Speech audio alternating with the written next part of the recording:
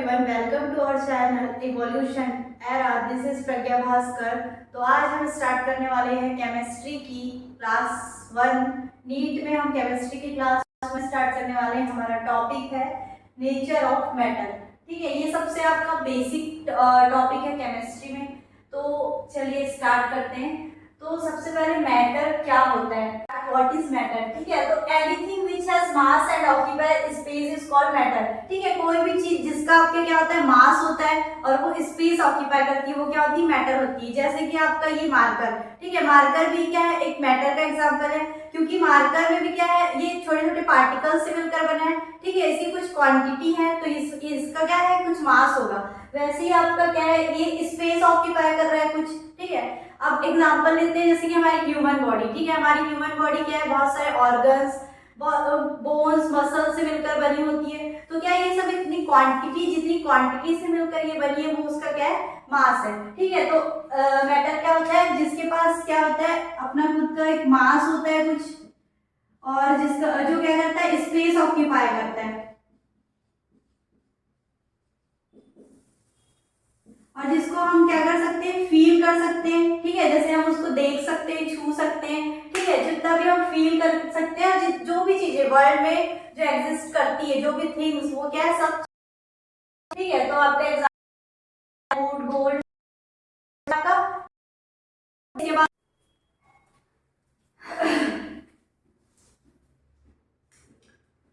ठीक है, ठीक है, तो अब देखते हैं कि क्लासिफिकेशन ऑफ मैटर। ठीक है, मैटर को हम क्लासिफाई करते हैं दो बेसिस पे, फिजिकल क्लासिफिकेशन और केमिकल क्लासिफिकेशन। जब हम फिजिकल क्लासिफिकेशन की बात करते हैं तो हम क्या करेंगे कि एक सब्सटेंस को हम बाहरी से देख के, उसका वॉल्यूम, शेप, ये सब देख के अपन क्लासिफाई करेंगे। और केमिकल क्लासिफिकेशन में हम क्या करेंगे, सब्सटेंस के अंदर तक जाकर हम उसका सब चीजें ऑब्जर्व करके उसका क्लासिफाई करेंगे। ठीक है, तो देखिए क्लासिफिकेशन ऑफ मैटर।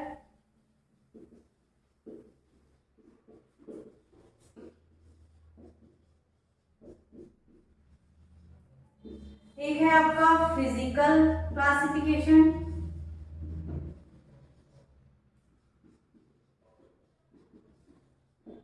और फिजिकल क्लासिफिकेशन क्या आपके, और आपके तीन टाइप है, सॉलिड, लिक्विड और आपका गैस। ठीक है, अब आपका ऐसी केमिकल क्लासिफिकेशन। केमिकल क्लासिफिकेशन में हमारा आता है दो टाइप, प्योर सब्सटेंस और आपका मिक्सचर। ठीक है,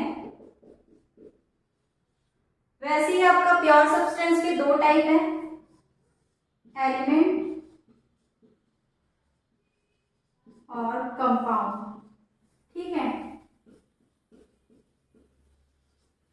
अब हम इसमें जो आपका सबसे पहले देखते हैं फिजिकल क्लासिफिकेशन क्या होता है, सॉलिड, लिक्विड, गैस। हम इसको वन बाय वन हम डिटेल में इसको अब स्टडी करेंगे। ठीक है, तो लेट्स स्टार्ट। सॉलिड, सॉलिड क्या होता है, देखिए सॉलिड क्या होता है, जब a substance is said to be solid if it possess definite shape and definite volume. ठीक है, अगर इसका फिक्स्ड शेप और फिक्स्ड वॉल्यूम रहता है किसी भी चीज का, तो वो क्या होता है, सॉलिड होता है। अब देखिए ये कोई सॉलिड है, तो इसमें क्या होता है, सॉलिड में जो सॉलिड के जो पार्टिकल्स होते हैं, ठीक है, जो सॉलिड के जो पार्टिकल्स होते हैं वो क्या होते हैं, बहुत ही पास पास होते हैं। ठीक है, बहुत ही पास पास रहते हैं। इनके बीच जो इंटर मॉलिक्यूलर फोर्स है, अट्रैक्शन फोर्स बहुत ज्यादा होता है। ठीक है, उसके कारण क्या होते हैं, ये बहुत ही पास पास होते हैं इसके जो पार्टिकल, इसलिए क्या होता है, सॉलिड का एक रिजिड स्ट्रक्चर हो जाता है, कॉम्पैक्ट स्ट्रक्चर हमको मिल जाता है, और इसमें जो आपका इंटरमॉलिक्यूलर स्पेस बहुत ही कम होता है। ठीक है, इसलिए क्या होता है, ये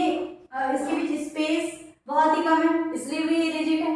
ठीक है, इसलिए क्या करते हैं, डेफिनेट शेप देता है हमको, और इसकी क्या होती है, डेफिनेट वॉल्यूम भी होती है। ठीक है, वॉल्यूम, वॉल्यूम से आप क्या समझते हैं, वॉल्यूम क्या होता है, जितना स्पेस वो लेता है। ठीक है, कोई भी चीज का कोई स्पेस, कोई भी सबसे जितना स्पेस ऑक्यूपाई करता है वो उसका वॉल्यूम है। तो आपका सॉलिड का जो वॉल्यूम होता है वो भी फिक्स होता है। ठीक है, तो आपका जो सॉलिड है उसका जो क्या होता है, उसके बीच इंटर मॉलिक्यूलर फोर्स क्या होता है, सबसे ज्यादा होगा, ठीक है। और जैसे इसके बीच पार्टिकल्स पास पास है तो इसमें स्पेस होगी क्या, नहीं, तो इसका जो इंटर मॉलिक्यूलर स्पेस होगा वो क्या होगा, बहुत ही कम होगा, ठीक है। दोनों आपके लिक्विड और गैस को हम देखेंगे उसके कंपैरिजन में इसका इंटरमॉलिक्यूलर स्पेस बहुत ही कम होगा, ठीक है। अब हम देखते हैं कि इसका वॉल्यूम, अभी हमने जैसे कि देखा सॉलिड का वॉल्यूम क्या होगा, फिक्स्ड होगा, वैसे इसका शेप भी, सॉलिड का शेप भी क्या होगा, फिक्स्ड होगा, क्योंकि इसके जो पार्टिकल है वो बहुत ही पास पास है, ठीक है। तो इसके कारण ये क्या होता है, एक रिजिड स्ट्रक्चर बन जाता है, ठीक है। जैसे कि आपका एग्जांपल, आपका वुड, शुगर, गोल्ड, ये सब क्या है, सॉलिड है, ठीक है। तो अगर हम सॉलिड की जो है, अगर आप सॉलिड की प्रॉपर्टी देखेंगे तो क्या होगा, सॉलिड्स क्या होते हैं, सॉलिड आर रिजिड, ठीक है। रिजिड होते हैं क्योंकि इसके जो पार्टिकल्स है बहुत ही पास पास होते हैं, ठीक है। इसके इनके बीच इंटरमॉलिक्यूलर स्पेस बहुत कम होता है, और सॉलिड डू नॉट फ्लो, ठीक है। सॉलिड क्या करते हैं, फ्लो नहीं कर सकते, क्योंकि इनके पार्टिकल्स क्या करेंगे, इनके बीच स्पेस ही नहीं है तो इनके पार्टिकल्स मूव नहीं करते हैं, ठीक है। अब क्या है कि पार्टिकल्स जो होते हैं सॉलिड के, पार्टिकल्स आर क्लोजली पैक्ड, है ना। पार्टिकल्स क्लोजली पैक्ड मतलब पार्टिकल बहुत ही पास पास होंगे, इंटरमॉलिक्यूलर फोर्स ज्यादा है तो आपके पार्टिकल्स जो होंगे क्या होंगे, क्लोजली पैक्ड होंगे, ठीक है। इनके बीच बिल्कुल भी स्पेस नहीं रहेगा, ठीक है। तो ये आपका हुआ सॉलिड। अब हम देखेंगे लिक्विड। तो अब हम बात करते हैं लिक्विड की। तो लिक्विड क्या होता है, substances is said to be liquid if it possesses a definite volume but not definite shape, है ना। तो अगर आप इसका देखते हैं कोई लिक्विड का, तो इसके बीच के जो पार्टिकल्स होते हैं वो आपके सॉलिड के कंपैरिजन में क्या होते हैं, थोड़े दूर दूर होते हैं, ठीक है, थोड़े दूर दूर होते हैं। इसकी वजह से इसका जो आपका वॉल्यूम तो डेफिनेट होता है बट आपका शेप उसका डेफिनेट नहीं होता है, ठीक है। They occupies the shape of container in which they kept, ठीक है। अगर आप एक बॉटल में पानी ले रहे हैं, ठीक है, उस पानी को अगर आप किसी बड़ी टंकी में डाल दे रहे हैं तो क्या करेगा वो, क्या जो पानी रहेगा क्या उसका वॉल्यूम बढ़ जाएगा, नहीं, उसका क्या होगा, बस शेप, वो उस कंटेनर का शेप ले लेगा, ठीक है। तो इसके कारण इसका जो आपका वॉल्यूम क्या रहता है, देखो इसकी वजह से इसका डेफिनेट वॉल्यूम तो रहता है बट डेफिनेट शेप नहीं रहता है। क्योंकि शेप नहीं क्यों रहता है, क्योंकि इनके बीच जो आपका इंटरमॉलिक्यूलर फोर्स है इनके पार्टिकल के बीच, वो क्या रहता है, सॉलिड के कंपैरिजन में थोड़ा कम रहता है, ठीक है। और इनके बीच का जो स्पेस है वो क्या रहता है, सॉलिड के कंपैरिजन में थोड़ा ज्यादा रहता है। इसके कारण ये क्या करते हैं, इसके पार्टिकल थोड़े मूव कर जाते हैं और क्या करते हैं, जो इसका जो जिस भी कंटेनर में आप लिक्विड को फिल करते हैं वो उसका शेप ले लेते हैं, ठीक है। तो क्या होगा लिक्विड के केस में, आपका इसका जो इंटर मॉलिक्यूल फोर्स जो होगा क्या होगा,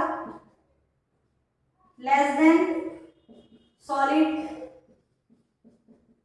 ठीक है। और इसके बीच का स्पेस जो होगा, पार्टिकल के बीच का स्पेस क्या होगा, मोर देन सॉलिड, सॉलिड से थोड़ा ज्यादा होगा, ठीक है। और ठीक है, लिक्विड के में क्या होगा, लिक्विड के में फ्लो हो सकता है, लिक्विड में फ्लो की प्रॉपर्टी पाई जाती है, ठीक है।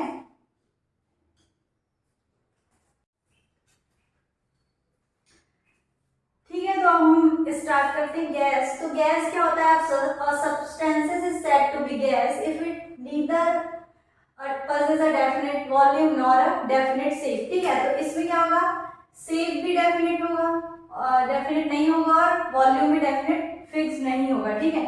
तो जैसे अपन गैस की बात करें तो इसके जो पार्टिकल होंगे वो क्या होते हैं, बहुत ही ज्यादा दूर दूर होते हैं, ठीक है।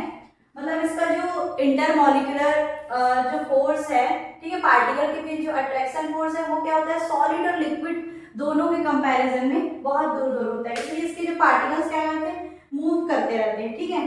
तो इसका क्या होगा कि आपका इसी की वजह से आपका वॉल्यूम भी इसका फिक्स नहीं है और शेप भी फिक्स नहीं होता है। जैसे कि आपने एग्जांपल लेते हैं हम कि किसी कंटेनर में आपकी गैस रखी है, अगर उसको आप गैस को जैसे ओपन कर देंगे तो वो क्या करेगा, रूम का, जब आप उसको ओपन करेंगे तो वो रूम का शेप ले लेगा, ठीक है।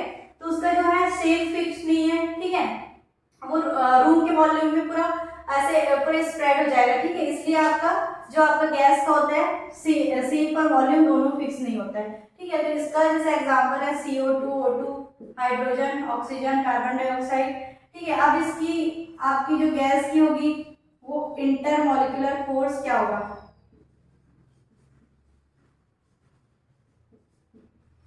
ये क्या होगा आपका, less than liquid and solid, ठीक है।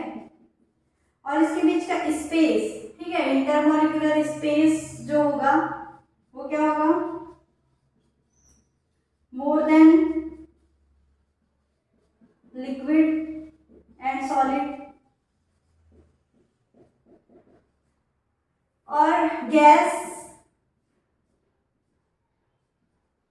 जो गैस के पार्टिकल्स होते हैं दे कैन फ्लो, ठीक है। इसमें फ्लो की प्रॉपर्टी पाई जाती है इसके पार्टिकल में, इसलिए इसको जिस भी कंटेनर से आप निकालते हैं तो उस कंटेनर का वो शेप ले लेती है, ठीक है।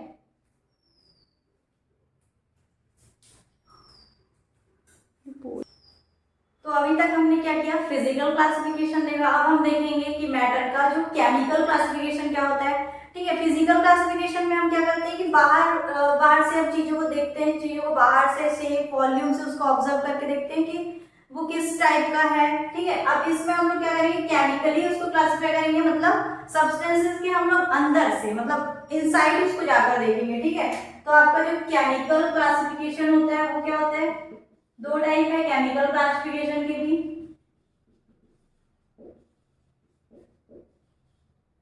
फर्स्ट आपका क्या होगा, प्योर सब्सटेंसेस,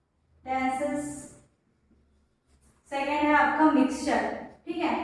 तो पहले हम देखते हैं कि प्योर सब्सटेंसेस के फिर से आपके दो टाइप होते हैं, आपका एलिमेंट और कंपाउंड, ठीक है। तो आपका जो प्योर सब्सटेंसेस है, प्योर मतलब बहुत ज्यादा प्योर होगा ये चीज। प्योर का मतलब आपको क्या है कि जो भी आपका, जैसे कि आप किसी प्योर सब्सटेंसेस में जैसे कि एलिमेंट की बात करें, ठीक है, तो प्योर है तो इसमें जो होगा, जैसे ये कॉपर का कुछ आपने एक टुकड़ा लिया है वो है, तो इसमें जो क्या होंगे, पूरे जो आपके पार्टिकल क्या होंगे, सारे साइड पे ये कॉपर के पार्टिकल से ही मिलकर बना होगा, ठीक है। इस सारे साइड से कॉपर है तो सारे साइड से ये कॉपर के ही पार्टिकल से मिलकर बना हुआ है, ठीक है। और जैसे कि आप कंपाउंड में अगर आप प्योर सब्सटेंसेस की बात करें तो जैसे कि वाटर, ठीक है, वाटर में क्या होगा, सारा जो होगा उसमें वाटर के मॉलिक्यूल्स ही प्रेजेंट होंगे, ठीक है। जैसे H2 है तो H2 सारी जगह आपके H2O की ही, उस पानी में पूरे H2O के ही मॉलिक्यूल्स आपके प्रेजेंट होंगे। तो ये क्या होते हैं, प्योर सब्सटेंसेस होते हैं, ठीक है। प्योर सब्सटेंसेस आपके दो टाइप के हैं, आपका एक एलिमेंट और कंपाउंड। हम इसको वन बाय वन अभी डिस्कस करेंगे, ठीक है। और एक बात है कि जो आपके प्योर जो आपका फिजिकल जो क्लासिफिकेशन था उसको हम लोग फिजिकल जो केमिकल क्लासिफिकेशन जो प्योर सब्सटेंसेस और मिक्सचर है, तो प्योर सब्सटेंसेस को हम लोग फिजिकल मेथड से अलग नहीं कर सकते, ठीक है। जैसे कि आप जो वाटर है, जो आपका वाटर है उसको क्या आप फिल्ट्रेशन की मेथड से अलग कर सकते नहीं, इसमें कोई केमिकल मेथड की हेल्प से ही हम इन दोनों को, हाइड्रोजन और ऑक्सीजन को अलग कर सकते हैं, ठीक है। तो इसमें आपका फिजिकल मेथड से आपका जो प्योर सब्सटेंसेस अलग नहीं किए जा सकते, ठीक है। ठीक है, तो हम बात करेंगे अब एलिमेंट की। एलिमेंट क्या होता है, ठीक है, तो ये एक टाइप का क्या है, प्योर सब्सटेंसेस है। प्योर सब्सटेंसेस क्यों है, क्योंकि ये जो है वन काइंड ऑफ एटम से मिलकर आपका बना हुआ है, ठीक है। तो आपका जो एलिमेंट है, जैसे कि आपका एग्जांपल लेते हैं, जैसे कि आप आयरन देखें, ठीक है। तो ये जो आयरन का अगर आप एक पीस ले रहे हैं तो यहाँ पर जो आपका ये सारा जो आयरन है वो पूरे पार्ट में किससे मिलकर बना होगा, सारे पार्ट में ये आपका आयरन ही से, अब जिधर से भी इसको ऑब्जर्व करेंगे कि सारा पार्ट इसका क्या होगा, आयरन से ही मिलके बना होगा। जैसे कि आप अगर कोई दूसरा अगर देख रहे हैं तो ये सारा पार्ट आपका आयरन से बना होगा। जैसे आप एल्यूमिनियम का कोई पीस ले रहे हो, उसमें भी पूरे जो उसमें क्या होंगे, सिर्फ एल्यूमिनियम के ही पार्टिकल एटम्स प्रेजेंट रहेंगे। ठीक है, जैसे आप सिलिकॉन का ले रहे हैं तो सिलिकॉन में उसमें सिर्फ सिलिकॉन के ही पार्टिकल प्रेजेंट रहेंगे। ठीक है, अब जो आपका एलिमेंट है फिजिकल और केमिकल बेस पे हम उसको 3 टाइप में क्लासिफाई करते हैं। तो क्लासिफिकेशन ऑफ एलिमेंट,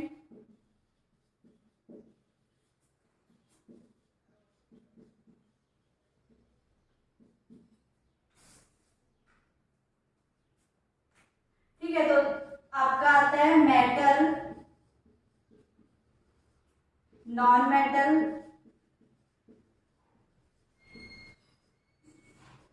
और मेटलॉइड।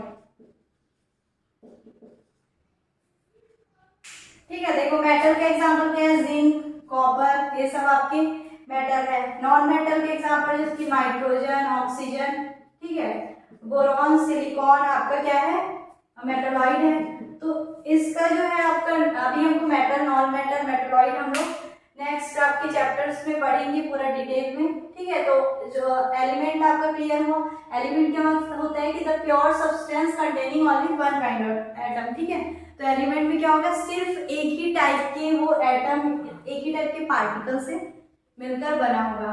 ठीक है, नेक्स्ट हम देखते हैं कि कंपाउंड्स क्या होते हैं।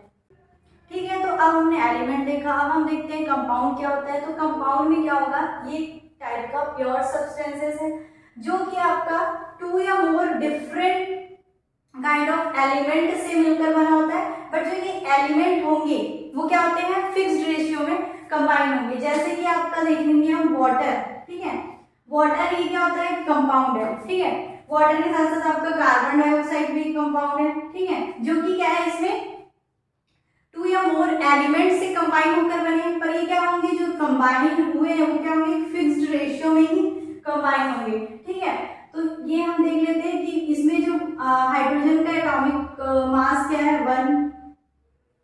इसमें कितने हाइड्रोजन के एटम्स हैं, 2।